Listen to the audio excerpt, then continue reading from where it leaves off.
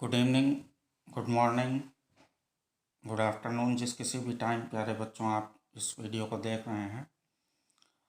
आज का हमारा डिस्कशन का टॉपिक है हाइब्रिडाइजेशन। अभी ये केमिकल बॉन्डिंग चैप्टर को जो आपका एनसीईआरटी में है क्लास 11th में, उसको लेके चल रहे हैं। उसमें एक बहुत ही इम्पॉर्टेंट कॉन्सेप्ट है हाइब्रिडाइजेशन का। इसके पहले की वीडियो वैलेंस बॉन्ड थ्योरी की है।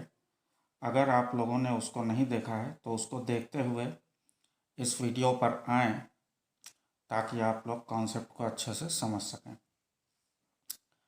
प्यारे बच्चों, कॉन्सेप्ट ऑफ हाइब्रिडाइजेशन को थ्योरेटिकली समझने से अच्छा है हम डायरेक्टली उसकी डेफिनेशन लिखें फिर उसको रटें बैठ के।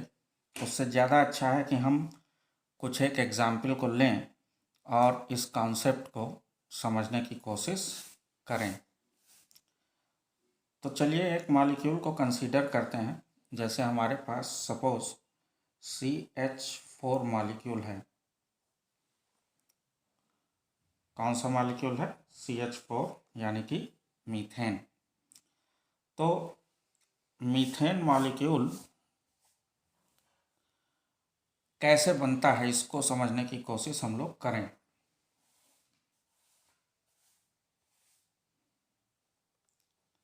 देखिए, मीथेन मॉलिक्यूल में कार्बन जो है ये आपका सेंट्रल एटम है। हाइड्रोजन एटम इस पर अटैक करता है। तो कार्बन पर फोकस करें अगर हम, तो कार्बन का एटॉमिक नंबर हमारा 6 है।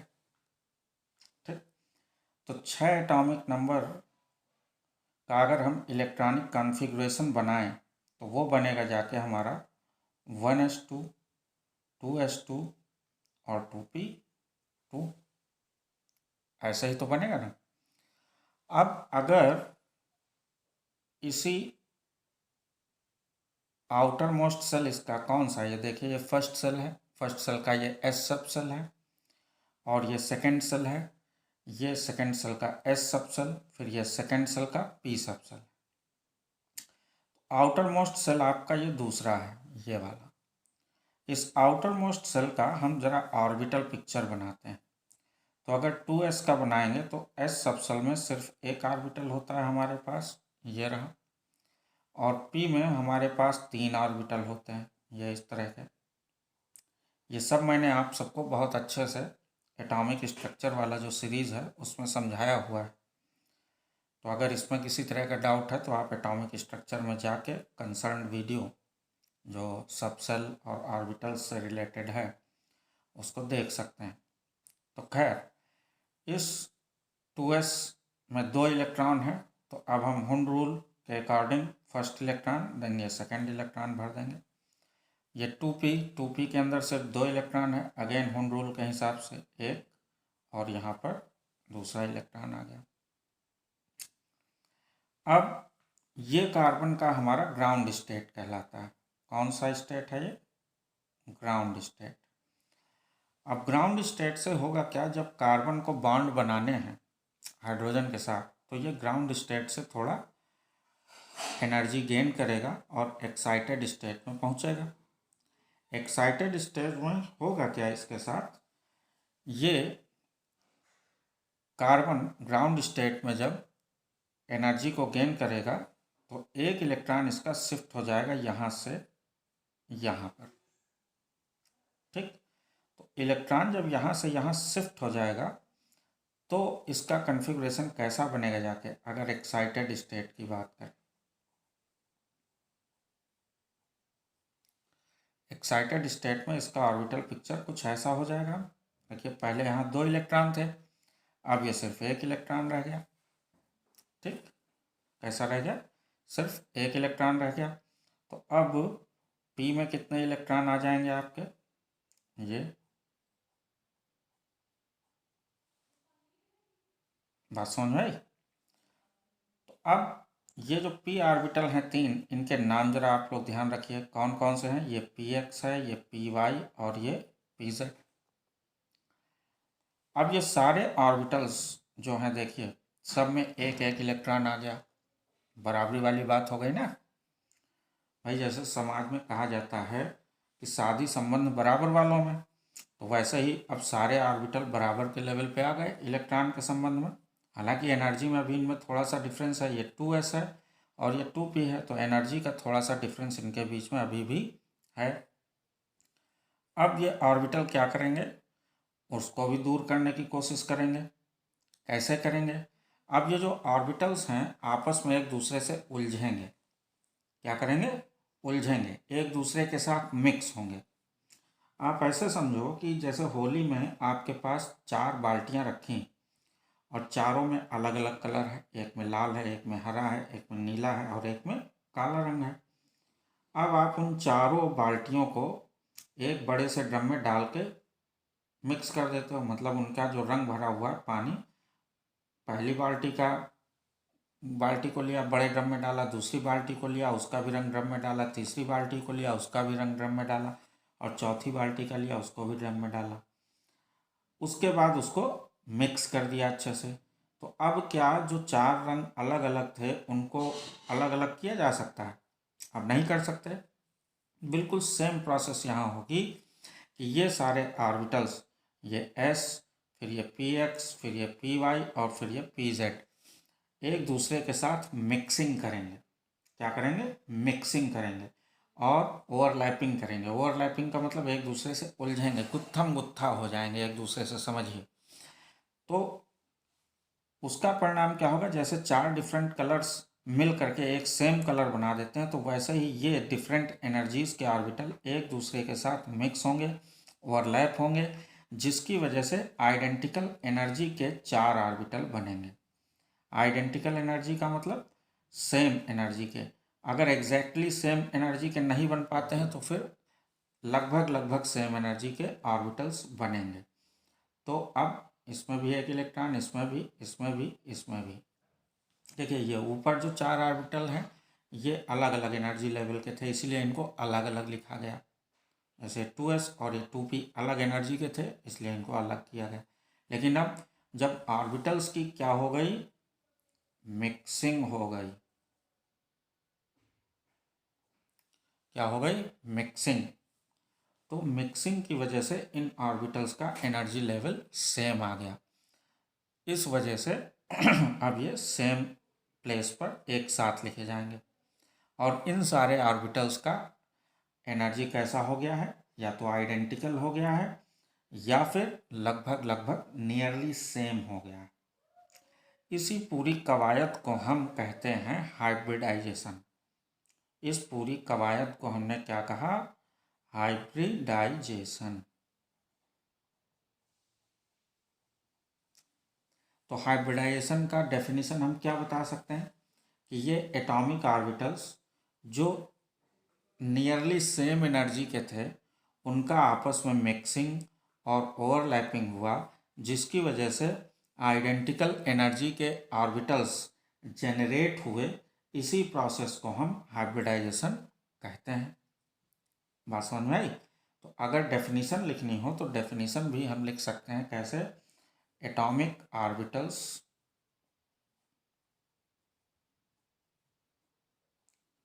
ऑफ सेम और नियरली सेम एनर्जी क्या करते हैं, ये ओवरलैप्स मिक्सिंग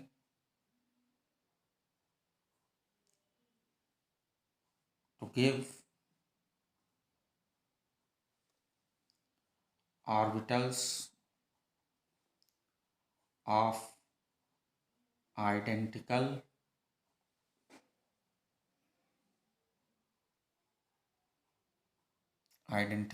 energy.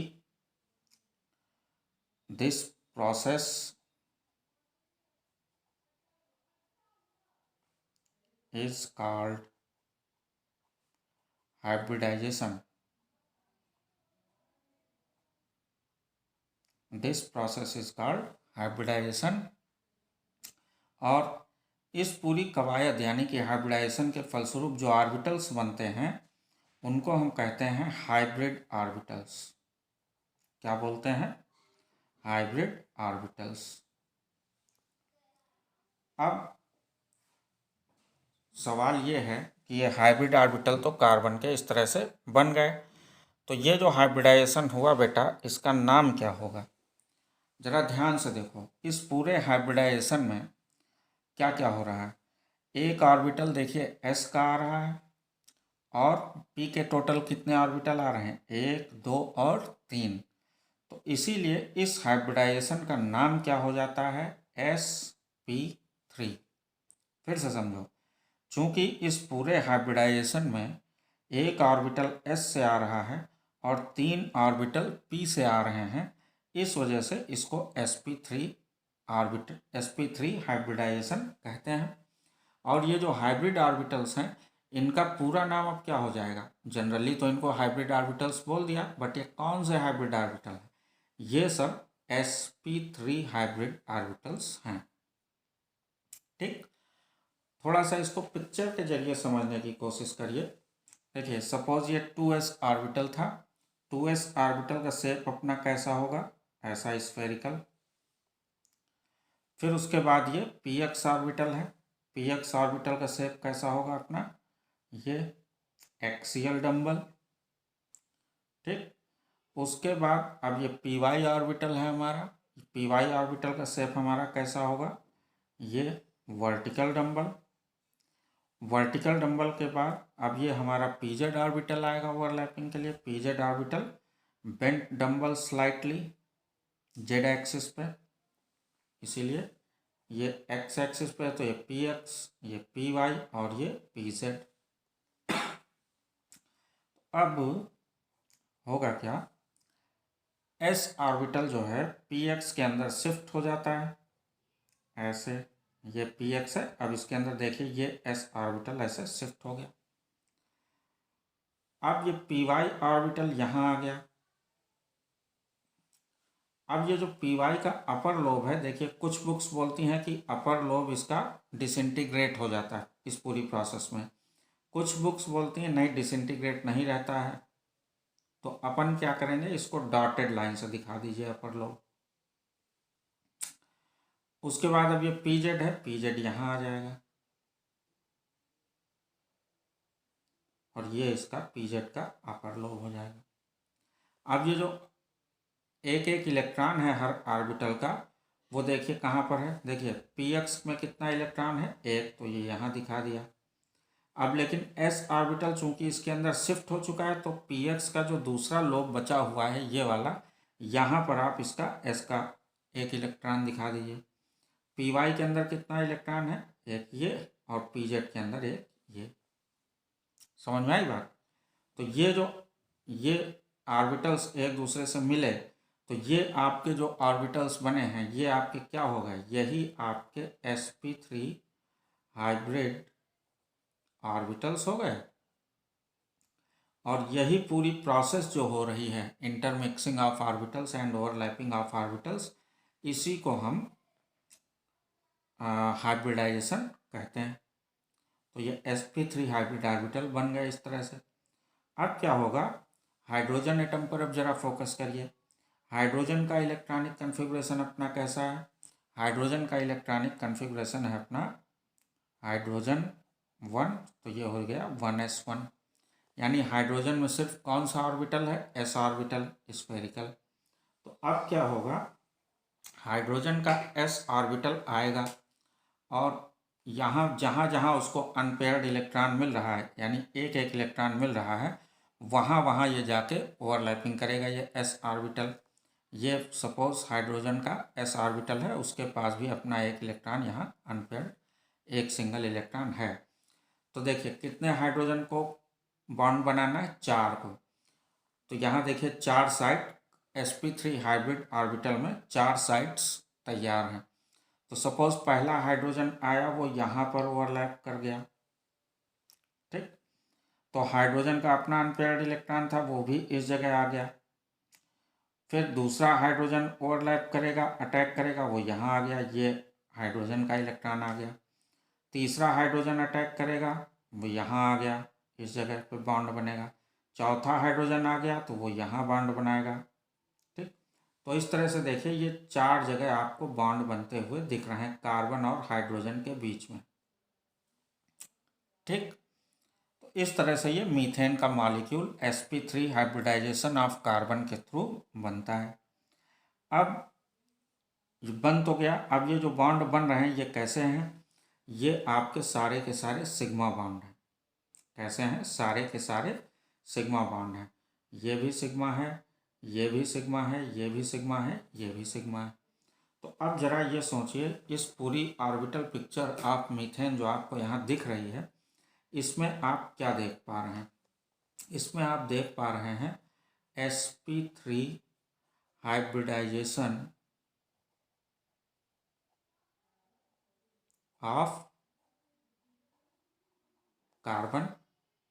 ठीक, और क्या क्या आप देख पा रहे हैं? आप देख पा रहे हैं 4 sp3 hybrid orbitals of carbon. देख पाए कि नहीं आप पूरे डिस्कशन में? अब क्या हो रहा है, जब 4 sp3 हाइब्रिड ऑर्बिटल हैं और उन्हीं के साथ ये हाइड्रोजन अटैक करके कैसे बॉन्ड बना रहा है? 4 कार्बन हाइड्रोजन सिग्मा बॉन्ड्स। ठीक, अब ये कैसे पहचानेंगे कि कौन सा बॉन्ड हमारा सिग्मा है ऑर्बिटल्स के ओवरलैपिंग के बेस पर? तो अभी चूंकि बहुत डिटेल डिस्कशन नहीं हुआ है, बट फिर भी अभी के लिए आप ये समझ लीजिए कि py और pz ये ओवरलैपिंग आपको पाई बॉन्ड देगी।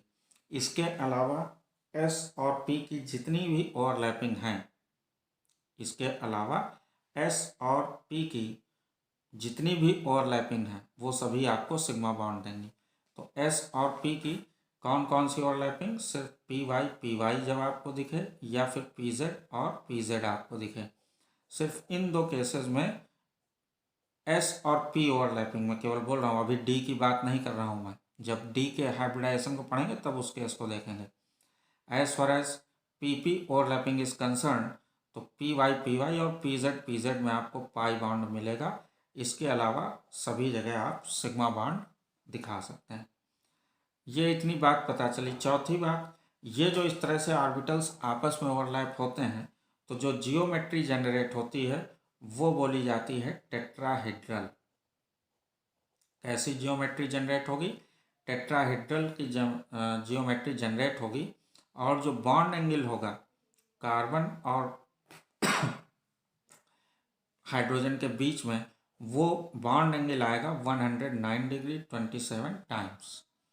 तो इस तरह से ये हाइब्रिडाइजेशन का छोटा सा कॉन्सेप्ट है।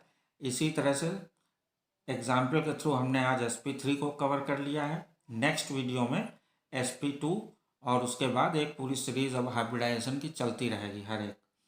तो होपफुली कॉन्सेप्ट आपकी समझ में आया होगा। अगर कॉन्सेप्ट समझ में आया है तो इसको अपने दोस्तों के साथ सोशल मीडिया प्लेटफॉर्म्स पर शेयर ज़रूर करें, लाइक करें, सब्सक्राइब करें। Thank you very much.